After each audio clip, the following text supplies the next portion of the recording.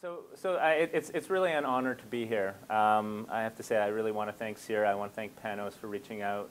So, the goal of my talk today is to talk about key populations. And I've tried to sort of put in as much as I could, given that it's not always that you have the opportunity to talk to sort of a new crowd about some of these things. And so, I'll start by talking, just giving a little bit of sort of framing of why we do this work. I'll introduce who we mean when we talk about key populations, and then I'll give some thoughts on what I consider to be sort of prerequisites to be able to do any sort of prevention science work, or even programming for that matter. And then I'll give some case studies that really sort of explore this, using some examples with sex workers and gay men, and then some thoughts on moving forward.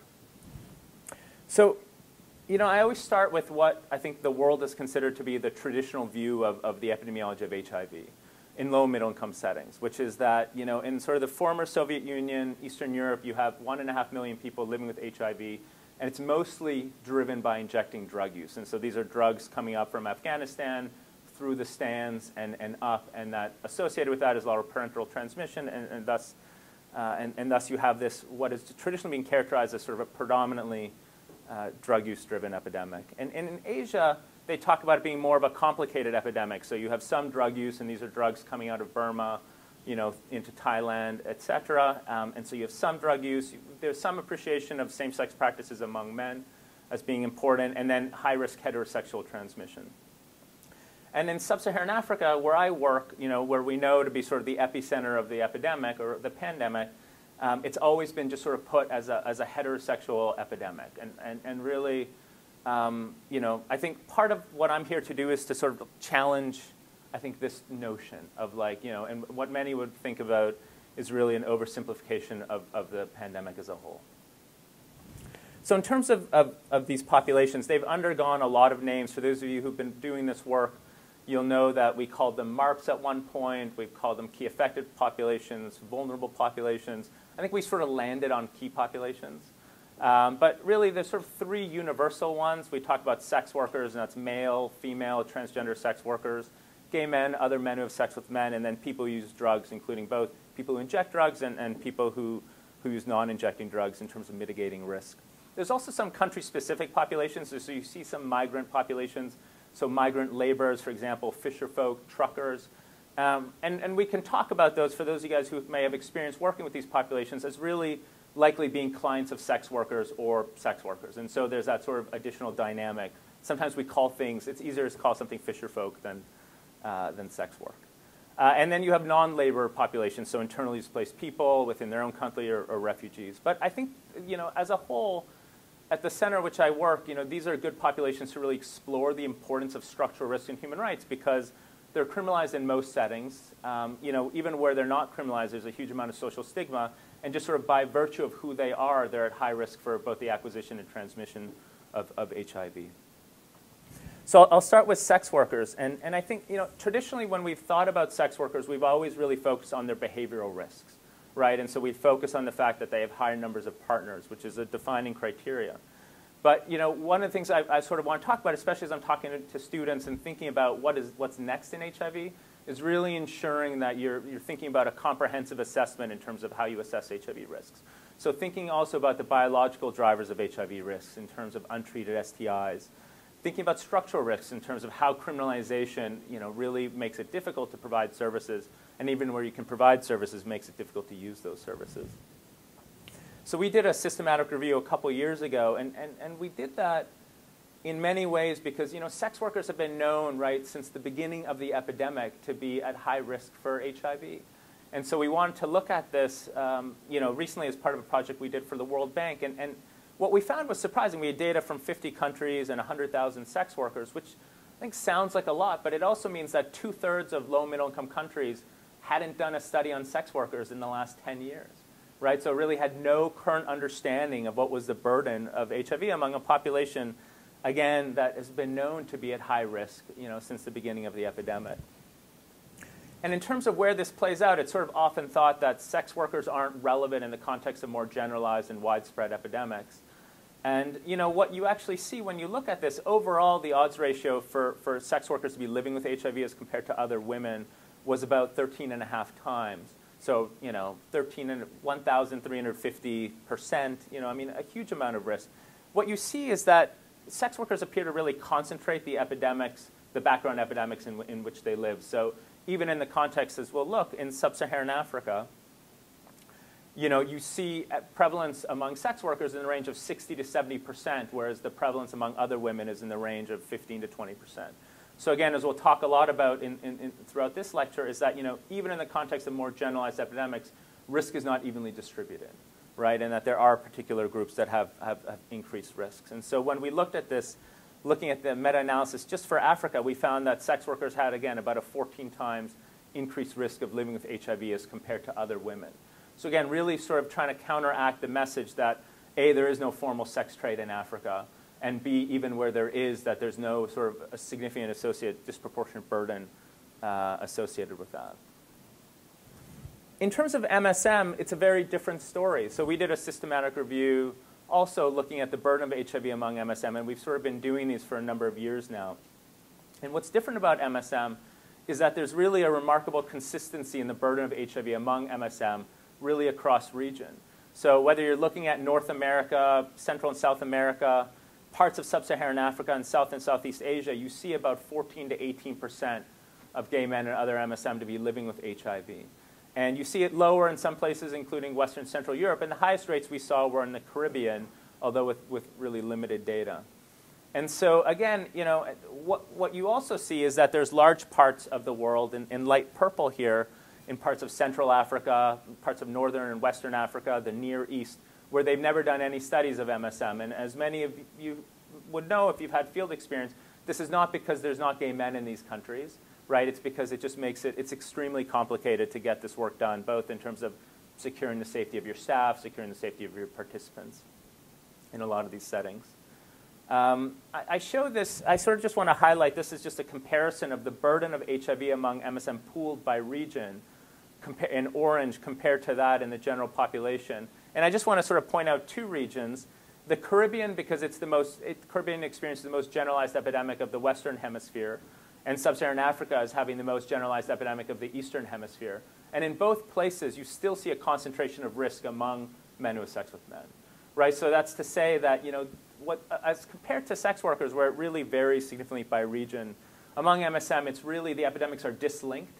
That what's happening among MSM is really dislinked from that's happening in the background epidemic.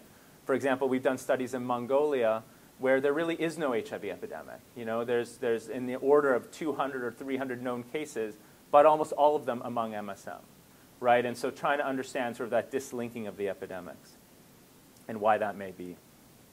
In terms of Africa, I tend to update this, and we can update it a little bit more now with some more recent data. But 8 years ago, you had data from two countries. You had data from Kenya and Senegal. And that was because in Kenya, a group from University of Manitoba had set up shop there. And in Senegal, you had a particularly progressive National AIDS Council that wanted to try and understand their epidemic.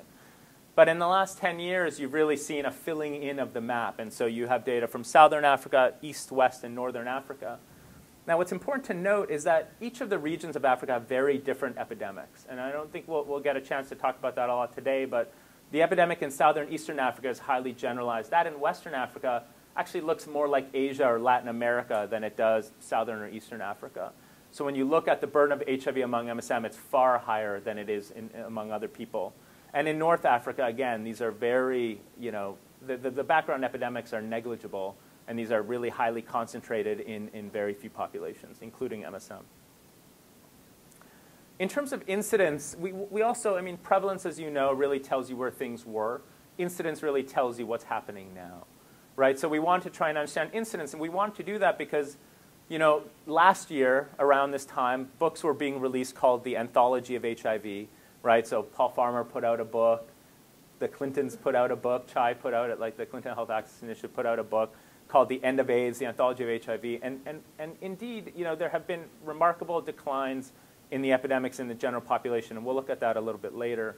But when you look at incidence rates among MSM from 95 up until very recently, you see that those incidence rates really have never gone down, right? They've been sustained about 2 to 5%, and really only in more recent years from parts of Asia, we can actually see incidence increasing in the cohorts that are being followed. the one data point here is from coastal Kenya, where they had an incidence. This was one incidence figure of over 20%, right? So you're talking about, if you're following people for 5 years in a static way, that would be everybody living with HIV at the end of those 5 years. So extremely high incidence. This is stabilized out, but it's still in the order of 8 to 9% incidence. And that 8 to 9% incidence is the same incidence rate we saw among MSM in Malawi that we presented last summer. We have an incidence rate of 16% among MSM in Senegal. So incidence rates are in the low double digits or high single digits for MSM, really across the board, and I think particularly concerning. Because even in the highest rates in KwaZulu-Natal for young women, you're talking an incidence rate of in the range of 4 to 5%. So you're seeing sort of double the rate among young MSM. And these are data from a cohort that Fritz van Greensven and the CDC have been running in Thailand for some time. And I show this just to sort of highlight one piece, which is that the highest incidence, an incidence rate of about 6.5%, is happening among the youngest men. And that trend of this really high incidence among particularly young men is sort of a trend that you're really seeing in most places, but they've had a really nice cohort and followed this out for a while. And it also tells you that these epidemics aren't going anywhere, at least for the foreseeable future, when you're having your youngest men acquiring HIV. And it also tells you that starting research and starting cohort at 18, you're missing a lot of the acquisition risks for these men, right? That if you looked at what was the incidence among 15-year-olds or 14-year-olds, you just have no idea because of a lot of the complexities involved in that work. Many of you are familiar with these data. I just show it, CDC's most recent, although they've just recently put out new data. But what we see happening in the US as well is that we see these epidemics concentrating among men, among MSM, right? And so we see that rates of cases attributable to heterosexual contact, injecting drug use are declining, and really attributable cases to same-sex practices or MSM are increasing. And the same thing was seen in France, a really nice Lancet Infectious Diseases paper showing, again, showing sort of a similar trend that you're seeing rates going down among women, among people who inject drugs, among people who immigrate living with HIV, and really seeing just increasing rates among MSM. And just a last piece, this was work done by Patrick Sullivan, but again, that while we saw declines in the HIV epidemic among MSM in the late 80s and the 90s in a very specific time in a lot of part of the world, in about 2000, in these 8 high-income countries, they've seen increases in HIV among MSM really across the board. So again, this is not just an issue in low and middle-income settings. This is not just an issue in high-income settings. Rates among MSM are really going up really around the world. I can't come to Yale and not talk about people who inject drugs a little bit, although not really the field of my work. But I think it's important to note, and again, sort of the focus of my work is really in Africa. The estimates of around how many people who inject drugs in Africa are extremely limited, right? And I say that as in the context of really a growing drug trade. So I work mostly in West and Central Africa. And there's a real dynamic right now of a religious war that's very much of a drug war that's happening with drugs coming in Guinea-Bissau, being sort of brought through northern Mali and sort of new entry points into Europe. And so that's happening, and as you're starting to have this increasing drug trade, one can only imagine what will happen in terms of people injecting as part of that. In terms of where you have some studies, some work has been done in South Africa, and really most of Africa remains unmapped. There's also well-established drug routes that enter into Kenya and sort of go down from Tanzania via the Tanzam Highway, the Tanzanian-Zambian Highway. But just really an unmapped area, and I think a very open one, because in many of these settings, you can see people who inject drugs, and where they've launched needle and syringe exchange programs, and in Tanzania, they've recently launched a methadone program. There's a lot of people using them. The last piece I'll do is really on transgender women, and the reason we undertook this work is that of all the populations, you really hear the least about trans women. And I just heard that there's a piece to sort of talk about this in the US. In fact, when we did a review looking back now 12 years, which is a longer time period than we would normally look, we saw data from 15 countries, prevalence data from 15 countries around the world that had ever done a study among trans women. And really, when you look at the disproportionate burden among trans women, it's the highest of any of the key populations. And so, trans women were about 50 times more likely to have HIV than other people in their respective settings. Really no data in white, and we sort of purposely left this as you can just see how little data there actually is among trans women. In the spaces, and I'll just quickly put in a plug for this work, which is that, initially we used to do work, when we assess among the MSM that we were sampling, we'd ask, like, are you MSM, are you bisexual, are you trans? And like 1% would identify as trans. If you do a two-step system where you say, okay, what sexual orientation do you identify as, and then just what gender do you identify as, 20%, 25% of the men that are coming in for our study identify as women.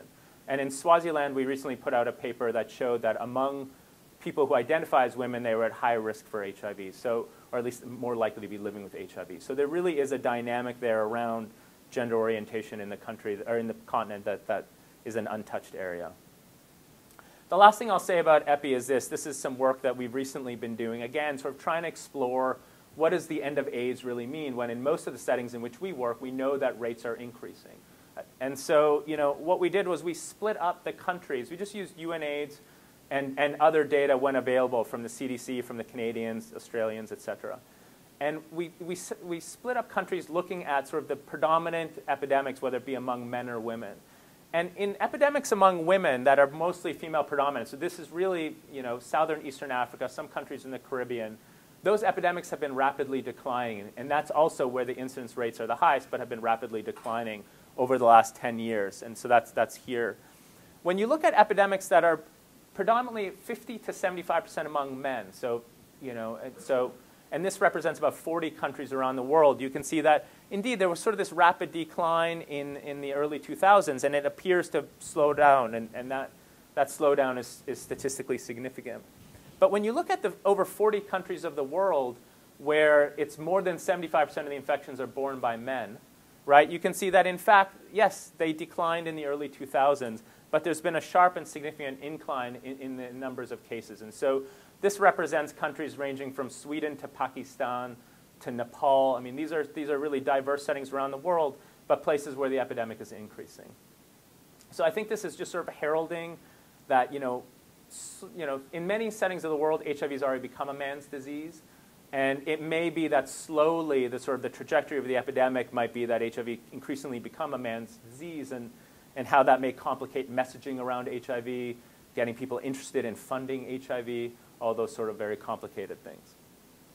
So, just thinking about how surveillance is done, in 89, it really took until 1989 for the WHO to put out their first recommendations around HIV surveillance. And at that point, it was just surveillance in antenatal clinics, right? So you can start thinking about how one would understand the epidemic among men or among these particular populations if the only surveillance that's happening is in the context of ANC. In 2000, so about 12 years later, they released second-generation surveillance, and that's where they split up the countries into what you've probably heard of as low-level, concentrated, and generalized.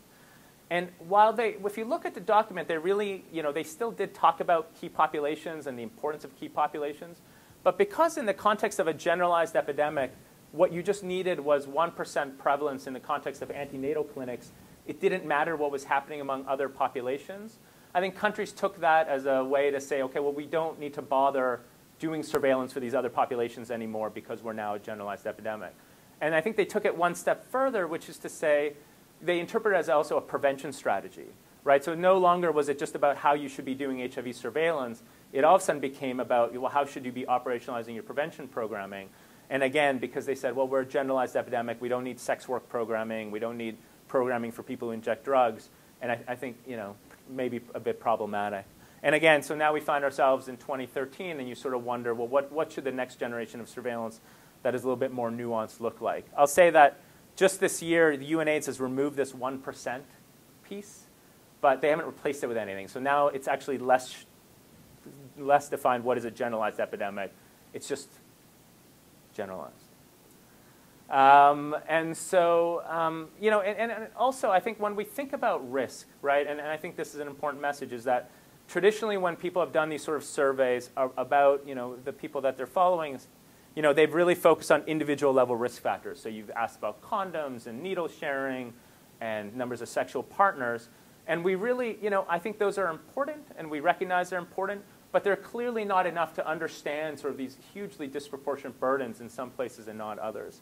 And so, I think as we learn more about the role of both sexual networks, in terms of the density of networks, social supports, as I'll talk a little bit about today, the importance of social capital. Also think about community-level determinants. So what level of access do you have in your own community to treatment, to testing? Also, what is the level of stigma within your community that may act as barriers to the uptake of those services? And then also thinking about sort of the integration of measuring outcomes quantitatively and qualitatively of public policy-related issues. And then finally, realizing that all risk, especially something like same-sex practices, is really contextualized by whether there's HIV around, right? So it's, and this really goes for anything, is that if a woman in Ohio has 4 unprotected partners, she gets pregnant, she's a teen pregnancy, and if she does the same in Swaziland, she gets HIV, right? And so sort of thinking about how the sort of background epidemic really contextualizes what's happening. We spent a long time talking about sort of MSM and these really emerging epidemics among MSM, and it's important to then sort of explore why that might be. So when you look at, and we did some work around this in our Lancet piece, and won't spend too much time on it, but when you look at the biology of transmission of HIV in anal sex, it's really very different than that in penile vaginal intercourse, right? So in basically 1 point for every unprotected penile anal intercourse that with a serodiscordant partner, you have nearly a 1.5% chance of transmission, right? So almost 20 times higher than that with penile vaginal intercourse. And if you look at just a per partner transmission probability with a serodiscordant partner, per partner, it's about a 40% chance, mostly driven by receptive anal intercourse. So if you just have 2 serodiscordant partners with unprotected sex, you have an 80% chance of acquiring or transmitting HIV. And if you have 3, you're virtually guaranteed, right? So the bar to actually acquire or transmit HIV is quite low in these populations. And actually, it's important to note that this is irrespective of sex, right? So this could be men having penile anal intercourse with a woman or with a man. But what's separate also about MSM is that sex between men and women is kind of determined, right? Men are insertive partners, female are receptive partners. With MSM, there's versatility in that, and part of that versatility helps drive these infections. And so, if we look at this case among, this person in the middle, so this is an HIV uninfected man who's now the receptive partner to an HIV-infected man. So if he acquires HIV, he can then turn around and be the receptive partner or the insertive partner in his next sexual encounter, and his transmission probability remains very high, right? And that's very different than sex between men and women. So this is an HIV uninfected woman. Her acquisition risk is really driven by the fact that she's having sex with an HIV-infected man. But her transmission risk is really quite low, right? Because she'll still be the receptive partner in her next sexual encounter. And so you can see that in many settings, you would see HIV sort of concentrating among women. But you can also see why HIV also spreads so rapidly among MSM. So we just wanted to run a quick experiment. And we wanted to do that because often there's sort of this theory that if MSM just had less partners, or if they wore more condoms, they would experience the same sort of trajectory of HIV epidemic that what's happened in the heterosexual epidemics. And so we wanted to sort of explore that a little bit. And we used data from the US and Peru because the Peru, and a site that I know Yale has strong partnerships with, has had a tremendous amount of experience doing studies among MSM, including a number of PTN prevention trials network studies. So they have very good data. We used as model drivers, again, the high per-act transmission probability rate. We used, and you'll see around looking at sort of sexual role versatility. And then we looked about the fact that some MSM do have high numbers of partners and tried to explore what that means. We looked at treatment levels, testing levels, et cetera. And then we started with 15% prevalence because, as I told you in our systematic review, it seems like somewhere between 14 to 18% of MSM around the world are living with HIV.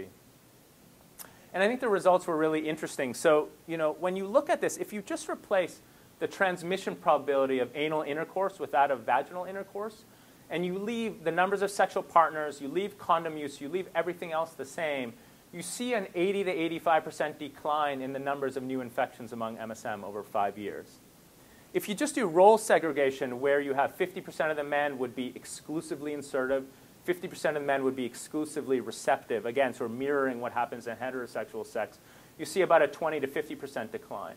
But in this third set of categories, this is really heterosexual sex, right? This is, you've replaced the transmission probabilities of anal intercourse with that of vaginal intercourse, You've totally had role segregation. And what you see, and again, you leave sexual partners, you leave everything else the same, and you see an over 90% decline in the numbers of new infections. And finally, in our last column, what we did was we basically said, you know what, there would be no more unprotected anal intercourse in the context of casual partnerships. We left, you know, the fact is that you, as a functional thing, you can never, it's very difficult to change condom use in a household, but ideally a target is to change condom use within the context of casual sexual partners. And so the only unprotected sex was in the context of main partnerships. And what you see is about a 20 to 40% decline in numbers of new infections. But when you compare sort of, you know, when you change these hypothetical biology of transmission, you see that it's far more powerful than that of behavior. And I think particularly important in the context of MSM. So then moving on in terms of what does this mean in terms of prevention, right? So, you know, traditionally, our responses have been very focused on behavioral interventions, right? So we've been doing things like peer education, counseling, adherence counseling now, more commonly for people living with HIV. But I think in the last number of years, there's been a clear appreciation that that prevention programs really need to come in packages, and the reasonable framework for those packages is behavioral, biomedical, and structural components. And so biomedical interventions are really sort of the harm reduction of sexual transmission, right? You're not trying to affect how people are having sex, but you're trying to change the transmission probability associated with each of those sexual acts. So this is oral or topical, you know, chemoprophylaxis, so vaginal microbicides, rectal microbicides for MSM. Treatment is prevention with 052 in a series of new studies. And then more recently, there's been a lot of interest in structural interventions, right? So this is, you know, what many of us want to look at. And realistically, there's very limited data right now to sort of characterize how well they work. But these are, you know, interventions that relate, you know, from decriminalization of same-sex practices or sex work, all the way to just doing health sector interventions, so trying to train providers to be more competent to the needs of gay men and sex workers, for example. And then, you know, even more recently, I think we've all now appreciated how important the continuum of care is, right? So bringing somebody from the status of not being aware of their HIV status, all the way from being aware of their HIV status, being linked into treatment, and finally achieving viral suppression. Because realistically, if you achieve viral suppression, there should be limited onward transmission in any sexual partnerships. And I think likely among MSM, although we have less data to show that. I'll say, you know, this is a work that was done by Patrick Sullivan, and what it shows here is the size of the bubble is sort of how many people have been enrolled in these studies. And in the blue here, you're really looking at behavioral interventions. And you can see that as a scientific community, we've focused a lot of effort on behavioral interventions, and actually the efficacy of them is very limited. And, you know, it's only now where we're starting to think about structural interventions in terms of getting condoms and lube out, and this bubble, which is really, you know, thinking about treatment as prevention, that have higher efficacy, but we've really tested less. And we don't really know what the effectiveness of these approaches is or are. I'll just quickly talk about PrEP because, you know, it's really the first new intervention for MSM since the condom. And, you know, basically PrEP, for those of you guys who don't know, is the equivalent of like oral contraceptives for women, except you take a Truvada a day basically to prevent the acquisition of HIV. And Bob Grant and others did a multi-site study that included data from Peru, parts of Africa, Asia, and showed about a 44% effectiveness of it. And I think, you know, what's important about that is that, you know, the issue with PrEP, as many know, is really a thing about adherence, right? And so, you know, the fact is that if people were just taking the pill twice a day, the effectiveness actually looked to be somewhere in the range of 80%. If people were just taking it, it's sort of in the range of 4 to 5 times a day. It's basically 100% effective. So one asks the question, now we're sort of at the stage with PrEP studies really thinking about, well, what does adherence look like? What does an effectiveness or a feasibility study look like for PrEP? And so it brings you to this question around, well, what is it that you need in many of these settings to be able to do to actually study these things, right? To be able to study what is the sort of prevention program of tomorrow. Well, in many of these settings, you have to be able to identify MSM, right? You know, they look the same as does anybody else. You have to be able to assess and stratify risk in any sort of meaningful way. Not all MSM or sex workers are high risk. Not all are appropriate for prevention science work. And most importantly, you have to be able to do follow-up, right? You have to be able to see the same person at least twice to know if anything that you did worked as part of that intervention. So in order to do that, you need some sort of client trust in the healthcare facility. You need some sort of safe environment, some sort of community partner. So I just wanted to explore, you know, what the relationship is between stigma and some of these structural factors and the ability to do prevention science research. So also, I felt like I'm coming to Yale, I have to talk about Russia. So we did a study in Russia a few years ago looking at female sex workers and the prevalence among sex workers. And Russia, again, has an epidemic predominantly driven by drug use. But among sex workers, the epidemic, it was about 5% prevalence. So higher than that in the general population. And again, this is a male-predominant epidemic. Some of the qualitative work that was led by Michelle Decker and others, said this quote. So sometimes I pull on a condom and he pulls it off right straight away. I pull it on once again and he can give me a punch for that. So again, what is the ability of this sex worker to be, even if you ask for her to wear condoms, you distribute condoms to her, what is her capacity to really negotiate condom usage when there's no protection for sex workers? Or I say to a client that I don't practice anal sex, and he replies that he doesn't need it. When I come to him, he just starts beating me up to make me do what he wants. Again, sort of highlighting about safe workspaces and the fact that targeting all your interventions at the sex worker may have limited benefit in terms of ultimately changing anything. And I think relevant because in our study, the adjusted odds ratio associated with having experienced violence was about 3 times for HIV or STIs. So, again, sort of making this link between what's happening from a violence perspective and also the risk of or at least the association for HIV and STIs among these women.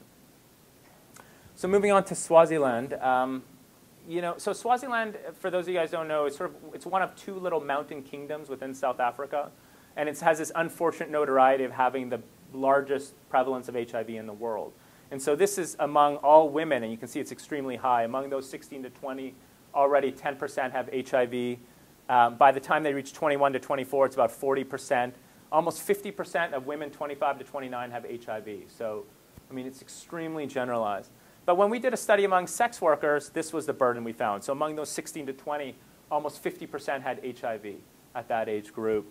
And you can just see that it goes up. It was nearly 70% by the time they were 20, and it was over 80% for those 30 to 40, right? So 8 out of 10 young sex workers are living with HIV. And so again, as I said earlier, that even in the context of these broadly generalized epidemics, risk is not evenly distributed. But when we looked at it, we also want to try and understand what some of the drivers are here. And when you look, you see that almost half the sample is afraid to seek health care. 50% reported being torture, which in qualitative work was repeated rapes and violence. And a significant 40% reported had reported being beaten up. And when you look at the perpetrators, as is seen in many of these settings, the most common perpetrator was either a family member or a uniformed officer. So again, sort of thinking about what are the repercussions or the redress or the ability to provide services in these settings. So, only 30% of the sample had ever disclosed the fact that they were a sex worker to a family member. Only about a quarter had disclosed to a healthcare worker. But what's interesting is that the associations of having disclosed to a healthcare worker resulted in people being 4 times more likely to be afraid to seek healthcare. Right? So something is happening within that healthcare encounter when they're disclosing that makes them more afraid to seek healthcare moving forward. And that was especially true among those living with HIV. And so, I sort of bring you back to the continuum, and I'll do this a few times, is that how can you bring people sort of down through this continuum, right, and achieve viral suppression if those living with HIV are actually afraid to seek health care? And then on the other side of it, when you look at social capital, both sort of looking at social cohesion and social participation, so this is within sex workers. So social capital among sex workers as compared to sort of broader social capital. You see that higher social cohesion was associated with higher condom usage, less likely being refused police protection, and more likely to meet to promote sex worker rights. And the same thing around participation. And these are adjusted odds ratios. With higher social participation, these people are more likely to have been tested for HIV, more likely to wear condoms with non-paying partners. So again, sort of showing the importance, both in terms of structural risks, in terms of mitigating or potentiating risks, but also sort of social, the benefit of social capital in terms of mitigating risks. Moving on to MSM. So the Gambia is a fascinating little thing. It's a little sort of English colony that's a pizza slice out of Senegal.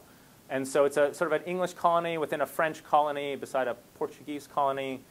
And when you look at it, again, in Western Africa, you have these predominantly more concentrated epidemics. Again, it really looks more like Latin America than it does the rest of Africa. the burden in our study among MSM was somewhere in the range of 11% compared to probably about 0.5% in the general population. So in 2012, about a year and a half ago, 20 men were accused of attempting to commit unnatural offenses. And I have the original statement of offense that a friend shared with me. But it says, I'll read it, attempt to commit unnatural offenses contrary to Section 145 of the Criminal Code of the Laws of the Gambia 2009. And it says, you jointly attempted to commit an unnatural act by conducting yourselves in an unindecent manner in a public place. Thereby you committed an offense. So this was a party, right? This was a party at a bar. People were at a bar. Nobody was having sex. And it just, I'll say in a second. So the second statement of offense, because it's almost farcical, right? So it's conspiracy to commit a felony contrary to Section 368 of the Criminal Code. It says you jointly conspired among yourselves to commit a felony therewithin to financing an occasion in which an indecent act was about to be committed. Right? And so it's this crazy set of laws that put in place. There was actually no law broken. I'll say that when you talk about men, these guys were 15 to 19, but they still spent 4 months in a Gambian jail, which is a very difficult place to be. But when you look at, so while the charges are kind of crazy, when you look at the sort of media that comes out as a result of that, Banjul, the capital of Gambia, is a fascinating place because there's 3 human rights commissions that are all based within Banjul, the capital of the Gambia. And so, for example, this is President Jammeh, and it was another prestigious, there was a human rights award being awarded for him, and on the same newspaper it was Operation Bulldozer, which was to bulldoze out homosexuality in the country. And it just sort of goes on. The Gambia is more than 95% Muslim. This is a powerful imam saying, death and hellfire for homos. And so, you sort of wonder, this was more recently. He's really continued on, basically, warning people from visiting the country, any gay men, and they've continued actually arrests even in the middle part of this year. But so you wonder, sort of, if you live in that environment, what's your likelihood about disclosing your sexual practices, et cetera? And what we found was about 4% had ever disclosed that they have sex with other men to a family member, about 15% to a healthcare worker. And what's interesting is that those, again, that had disclosed were 2.5 times more likely to be afraid to seek healthcare, and were 10 times more likely to have been denied healthcare. So something's really happening again in this healthcare encounter, so as to ensure that people are both being afraid and also being kicked out of clinics. And the last one I'll just quickly go through is Malawi. Malawi is in southern Eastern Africa, sort of between Zambia, Tanzania. And so, again, Malawi, because it's down there, has a more generalized epidemic. General population prevalence is in the range of 10%. Among MSM, our studies have shown prevalence about 20%. And as I said, we recently had a cohort showing about 8% incidence. So some of you may remember this because even President Obama made some statements around this issue a couple years ago. But there was a traditional marriage between a man and a transgender woman in Malawi a couple years ago. And this was some of the media that came out as a result of. So they were arrested, they were charged, and eventually convicted, and then were pardoned about 4 months later, about 4 or 5 months after being in jail.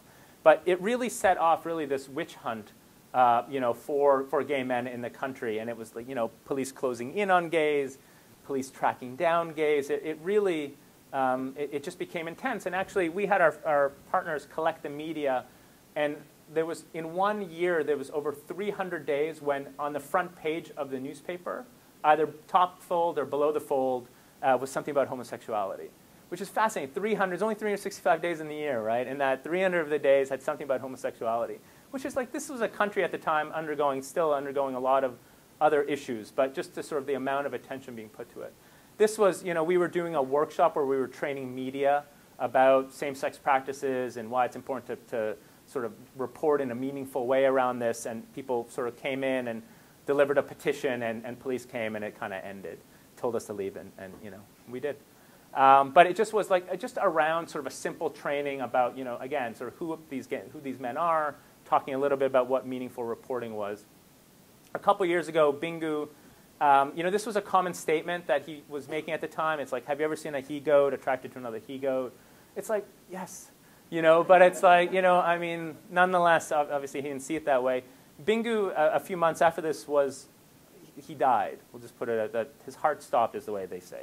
And so he's no longer president. And, but during that time, we did a study to sort of look at MSM in Malawi, Namibia, and Botswana. And again, I'll just sort of highlight just one quick, for the sake of time, one quick data point was that among people living with HIV, so these are people who report being treated for HIV, nearly 46 times of those who had disclosed, normally 46 times, basically everybody had been denied health care. And also, they were being blackmailed as a result of this, right? So there's something that's happening. So you ask yourself, like, if you're a gay man in that country, are you going to disclose? Are you going to partake in any sort of targeted programming? And again, I bring you back to this idea of how can you achieve viral suppression, which is a stated goal of the Global Fund, of the WHO, of PEPFAR, in the context when you're throwing people out of clinics and then blackmailing them.